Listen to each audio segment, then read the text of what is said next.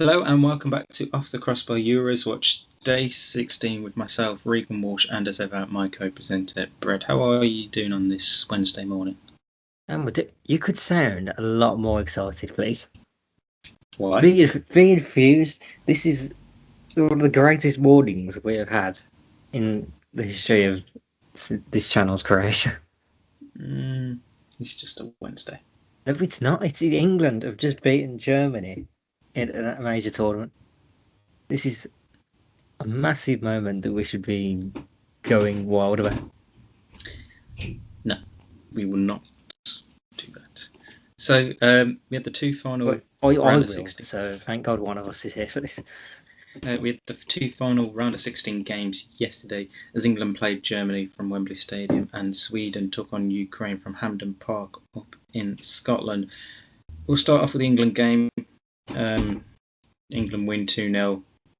As he shrugs his shoulders, England won 2-0. Who cares? Like, goals is massive. At no point did anyone genuinely think, okay, is it easy? It's Germany. Come on, what have I got? That first 10 minutes was horrendous. Like, you thought we were losing, and not just losing, but getting battered. But it came through. I mean, let's just be realistic here. This Germany team isn't as good as it used to be. But no, it's not. It's not that team. Exactly. It's a completely different team. Did Joachim Low really care for this tournament? Yes, he did. Don't try and say, "Oh, we've got it easier," because Germany didn't care in the end. But they still had a very good team that you could say matched our one. Maybe better than ours, given the players that were on our team.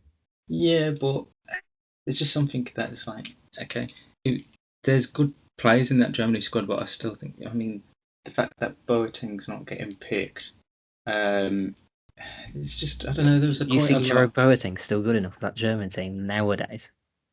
Yes. That sums it up. It's just, I mean, the fact that, like, Timo Werner is your first choice striker. But he isn't. They ended up putting him sub. It was a weird choice, actually, when I first saw him ahead of Serge Gnabry. But maybe they wanted someone that was going to run in behind us, considering we were playing a high line. Yeah, I mean, it was a high line that England decided to go with throughout that game. But I think for someone who's done so well at Wembley Stadium over the last 3-4 seasons, you'd think Serge Gnabry would lead that line for Germany. Me personally, anyway. And then bring someone like Werner off the bench if it's not doing too well. Well, maybe, but I think I'd rather have Gnabry coming off the bench. If it doesn't work with Werner, you get him off. Yeah. It's not to say they didn't work, he just did everything right, but the scoring part, which is the story of his career at the moment. Yeah, especially over the last year. The fact that Rudiger and Gosens were actually fit enough was a bit of a surprise to me. Obviously, Ilkay Gundogan wasn't fit enough to play any minutes in that game. But yeah, it's going to be very interesting to see. I'll get onto the England bit in a minute, because don't get me wrong, England did well. But Germany, it's going to be very interesting to see where they go from here, because, I mean, you look at Manuel Neuer, he's now 35. Mats Hummels, 32. Toni Kroos is 31 and is apparently retiring after this tournament. Thomas Muller's 31. So they've still got like a good few young players in, obviously. Like Werner's still only 25. Havertz is just turned 22. Gosens and Kimmich is still young. But it's this period now, which I think is the same for Spain, is they're in that transition period of their old quality players are going out with the team, and there's still some left in and around, but they just haven't transitioned well enough. No. Realistically, and not really. No, not really. They said they'll go for a Spain-like period, I guess, in Italy. The Netherlands as well. Yeah, they all went through that. Every nation. Yeah, and obviously we know Hansi Flick is going to be coming in, and obviously we know how incredible he's done at Bayern over the last 18 months or so. And yeah, I think that's going to be a good look for Germany. But even preluding the tournament, how many were really saying Germany can go the distance? Their form was really bad. I mean, just looking at all the games they played from 2020 to just before this tournament, drew 1-1 with Spain, which, okay, you can't complain about there. Drew 1-1 with Switzerland. They should be beating them. Just about beat Ukraine 2-1. Then, what was it after that? Lost 6-0 to Spain the game after. Comfortably beat Iceland 3-0. Only beat Romania 1-0. Lost 2-1 to North Macedonia. Drew with Denmark. And then they obviously battered Latvia 7-1. And realistically, their only group game where they looked really convincing was against Portugal. So to me, it's not really a surprise that England won. It's nice ripping all that off, but the only games that mattered in all of that were the Euros matches. Not the qualifiers game. They don't mean anything. Look at the opposition they play. I think it's these Euros games that mattered, and they weren't as convincing, as you say, as they were. So I think they had it in. It's that old thing of never write off the Germans. Yeah, I mean, they dominated possession in this game. They had more shots than England. The big chances that both teams created was fairly even though England just led that 3-2. But Germans missed, obviously, theirs with Thomas Muller missing his crucial one to level it up. I think that was the thing. I mean, it's a complete different Germany, and I think England are now in the right period of their transition and are starting to look good, and that's why in the next couple of tournaments, maybe even this one, you'll start to see England doing really well and reaching like finals, semi-finals, like they did obviously in the 2018 World Cup. I think you'll find it's coming this year. So, yeah. Finally, can we start going on England now? Because that was a lot on Germany. All right. First goal, 75 minutes. Raheem Sterling. Great assist from Luke Shaw. It's nice about the goals, but I think we need to. They can't just ignore how poor it was. Really, the first half. Just not be like, yeah. That's what I really skipped over. Very cagey that first 45 minutes. It was never going to be like those other games. Oh no, we don't play that like out there style. We very much don't concede.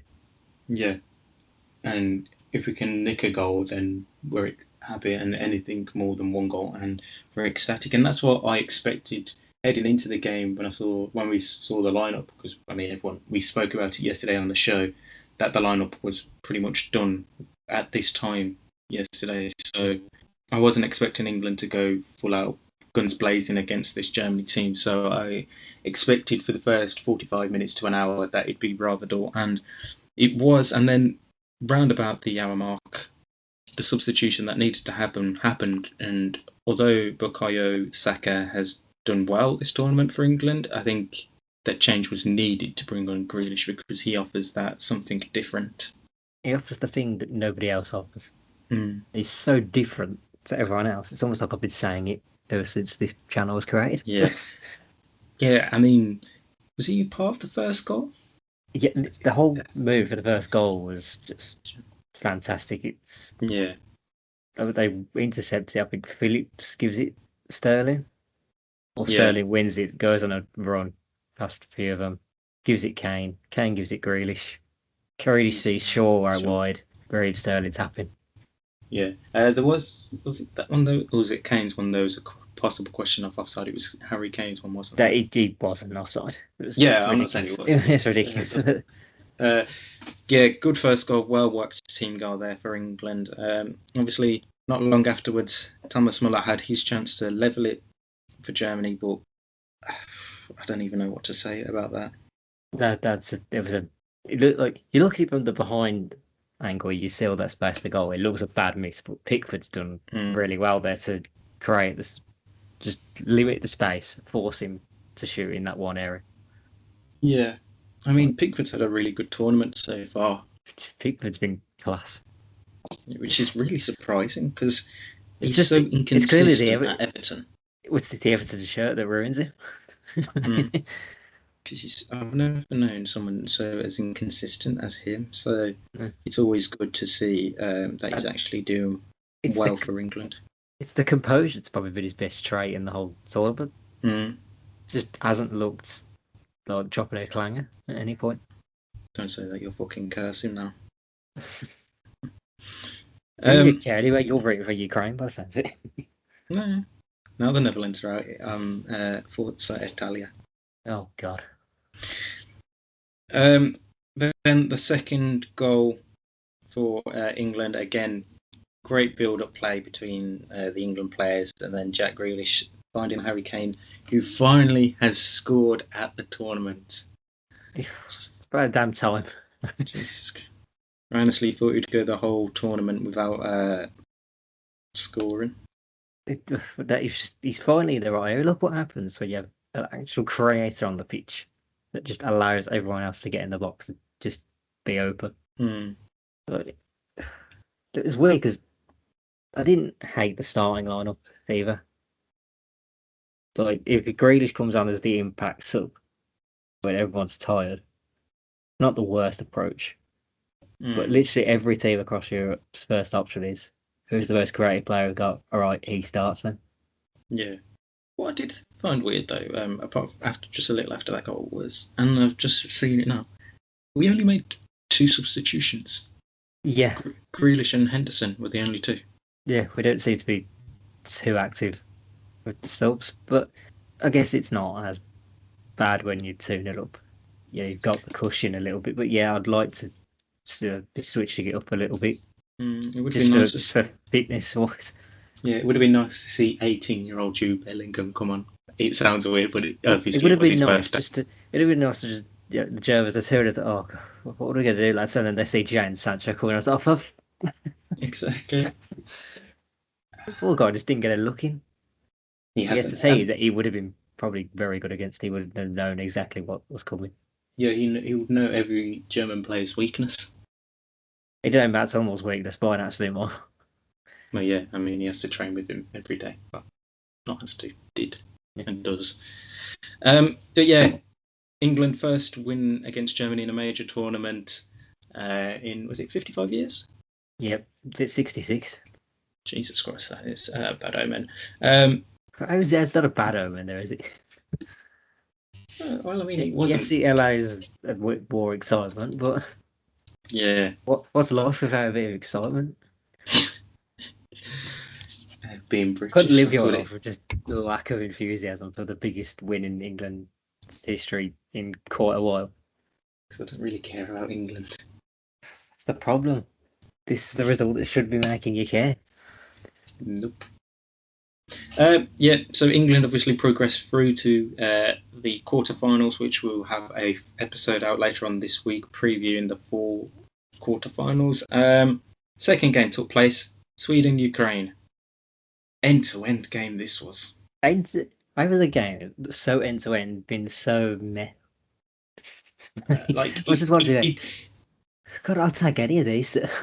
Like, just looking now, Sweden had 13 shots, Ukraine had 15 shots.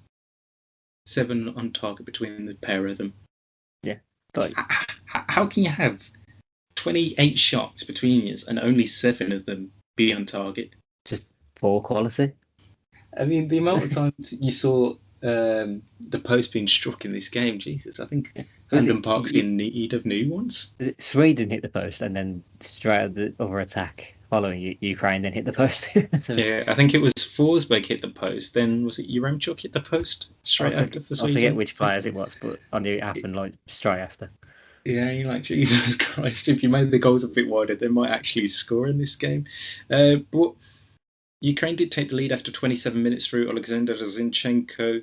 The Manchester City fullback, though doesn't play fullback in this Ukraine team, got his first goal of the tournament. Really nice goal for Zinchenko. Yeah, it was a pretty clean volley. Yeah. Olsen nearly got it, but the power, I guess, was too much. Yeah. And then a couple minutes before half-time, Emil Forsberg scored his 4th goal of the tournament for Sweden. He's been absolutely incredible this tournament. Yeah, for Sweden, he's been one of their standouts. Yeah, other than Isak, who has gone the whole tournament somehow failing to score despite how good he's looked. Yeah. Forsberg stepped up when they needed him to. I mean, I'd say the 3 standout players in that Sweden squad were Forsberg, Isak, and Kulusevski. Like, them three were absolutely brilliant for Sweden, but obviously it wasn't to be, as they did end up losing in the 121st minute of the game. But before we get onto that goal, was it extra time or was it still regular time? Because they seem to be a long period of fucking. I could have swore it was the start of extra time. Yes, it was. So Sweden go down to 10 after Marcus Danielsson is sent off for a challenge which many feel he's hard done by, because obviously he's gone to clear the ball and he's obviously followed through onto the Ukrainian player Artem Besedin's leg and slowed down, and on replays it's horrendous, and like it could be a potential leg breaker, but then the goal went off. Well, yeah, I mean he did have to have ice on his leg afterwards, and there's been some people saying like, what's he meant to do with the follow through, like of his leg? Is he meant to keep his feet on the ground? And I can understand that, but I think in today's day and age, when you see a challenge like that come through, whether he's intentionally going to do it or not, which obviously in this case he hasn't, you just like nowadays the referee's going to give a red card, isn't it? I think it was something that it is in the law, like sort of that it still counts as serious foul play, even though it looks pretty harsh and unfortunate because he's not fully intended on breaking the guy's leg. No, like he's literally just cleared the ball. I mean, there was one later. It was like just comes. It was like remember happened with West Ham against Chelsea. Who was it? The West Ham defender. Oh yes, I forgot his name. Begins with a P. But Poiner. Yeah, it was like that one again. Yeah, and he was sent off in that one. We were all like, "Oh, how is he?" Yeah, but that one did get rescinded, so there obviously is the possibility that if Sweden do appeal, that could be rescinded. But that was pointless.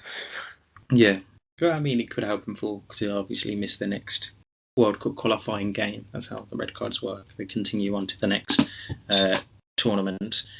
Though that did hamper Sweden for the rest of that game, as Ukraine just turned on that extra engine of theirs and much dominated the rest of the game. And then 121st minute, Artem Dovbyk scored the winner. I mean, absolutely crazy scenes. The first time that Ukraine have ever made it through to the quarterfinals, and yeah, it's absolutely crazy. Good header from Dovbyk, and there was a few questions I think for offside, but again, it was one that was never really needed. Yeah. As to why, I don't know really why they checked it. It was quite obvious that it was onside. They just want to get the lines out. They just like drawing. Yeah. So great result for Ukraine as they progress through to the quarterfinals, but obviously commiserations to Sweden as they head out. So that obviously has set up the quarterfinals, which take place on Friday and Saturday of this week. We'll just have a quick look at them now. On Friday, Switzerland will take on Spain. Belgium will play Italy, and then on Saturday it's the Czech Republic versus Denmark and Ukraine versus England. Obviously, you'd say Belgium-Italy's the standout tie in this game, this round. Standout quality, but as I will go in our preview, which you should check out when it's released. Yes. I'm not excited for this one. But lower your hype levels instantly. Well, I mean, there's obviously been some news out from Roberto Martinez saying he doesn't know whether Hazard and De Bruyne are going to be fit. I think that's the least of the issues. Yeah, so it's definitely going to be a worry for Belgium. But yeah, we'll talk more about that on our preview show. Right, other news coming in around the world of football. There is actual news. Yes, Rafa Benitez is set to become the new Everton manager on a 3-year deal, according to Sky Sports. He's actually at Finch Farm today to do all the final details and then eventually be presented to the media. Crystal Palace are obviously in talks with Patrick Vieira of becoming their manager. Palace have been without a manager for just over a month or so now since Roy Hodgson announced he was leaving at the end of the season. Bit of a surprise appointment, you got to say. Slightly. Maybe given the Liverpool links, obviously Everton, they've not been massive fans of it. Some of them taken it to extreme lengths, which we don't need to go into. Yeah, But definitely. this is a comparable situation to when Alex McLeish joined Villa a little bit. Mm, Like, from a board point of view, if they're appointing him, they go, well, he's just won the League Cup with them. yeah. Not the worst option. But he's just come Mm, from the rivals and he was just relegated with them. yeah. This one I'm not completely understanding. No, This man because won the Champions League with them. And mhm, look at what he did at Newcastle under the circumstances. yeah. I'm not seeing why they're so angry with this.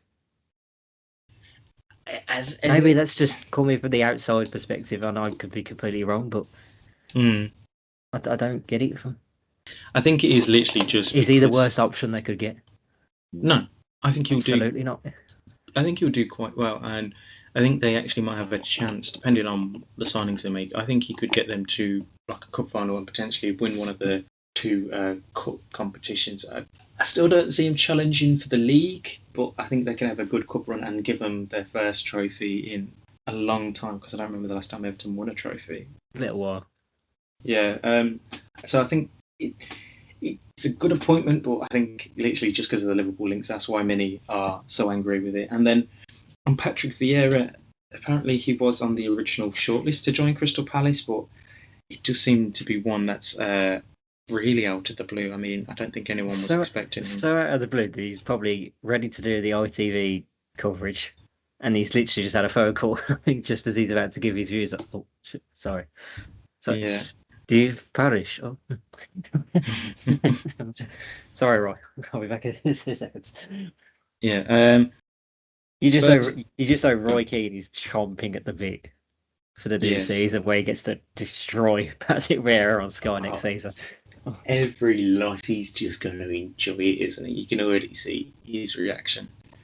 Man United are still closing in the last few details with Dortmund over payment structure of the fee for Jadon Sancho. It's meant to be around 90 million euros. It's fine. What did you? Rashford seemed to spoil it, didn't he? Yeah, he did. I mean, he has since deleted it because a United fan asked him, Marcus Rashford, can you confirm Sancho to United? And then Rashford goes, yes, X, and then he has since deleted his tweet, which obviously got all United fans hyped. Arsenal are set to complete both the signings of Nuno Tavares and Albert Sambi Lokonga in the next few days. Lokonga will join for 17.5 million euros plus add-ons. Final details have been sorted out and potential percentage for future sales. And obviously for Tavares with Benfica, it's going to be 8 million euros plus add-ons. So two young signings for Arsenal.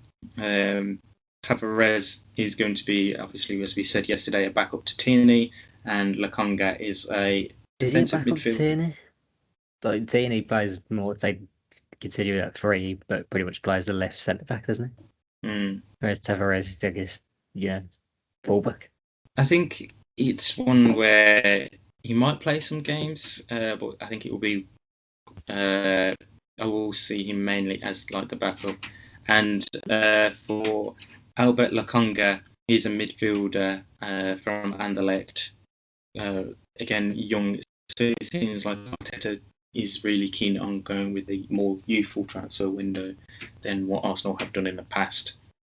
So it's going to be very interesting to see how quickly they can get those deals over the line.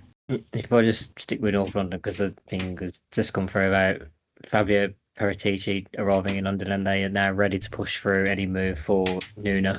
Yes, which obviously Spurs fans still seem disappointed about. I don't know, would they have been disappointed with that 2 years ago? No. I think it's literally... Yeah, it's literally just because of how Wolves did last season. That's why they're saying it's a bad move. You're like, actually, it's a really good move and probably the best option out of the ones that have really been linked with you. I think he's going to be the best option because he's going to get the best out of Matt Doherty again. Yeah, Tottenham need to realise that they're not this massive name. No. You won't be up there, but you're nothing. No club is coming. No manager is looking at you as a very excitable proposition right now. Yeah. All the reports of you, the best player leaving. Yeah. Yeah, it's just not the best one to walk into. No. So that is all the news and stories from around the world of football that aren't obviously Euro related. Make sure you're following us on Twitter at OffTCPod for all updates regarding all these managerial searches and transfers as well from around the world of football, as well as our Euro content as we head towards the latter stages of the tournament now. And until our preview show later on this week, make sure you like, comment, and subscribe, turn on post notifications so you never miss a post. Until then, it's goodbye from me and goodbye from Brad. We still believe. I knew that was coming.